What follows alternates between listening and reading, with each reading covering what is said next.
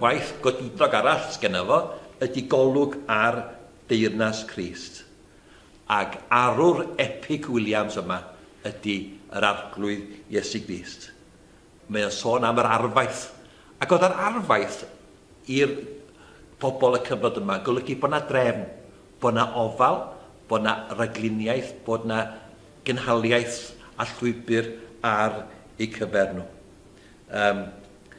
Mae o'n sôn fel hyn, can sicrhawodd wrthyf a hynny'n fore iawn, yn dechrau cyn bob amser, yn para hyd prynhawn, yn caru a'r cariad mwyaf a glywyd yn un man, pan welodd fi'n cwympo, resolfo yn codi'r lan. Da ni'n cwympo, ond mae Cris wedi resolfo, wedi penderfynu yn codi ni. Mae'r gerdd yn cynnwys y cwymp, y creu, y cwymp a'r groes. Mae'r cyfan yn y gerdd rhyfedd yna.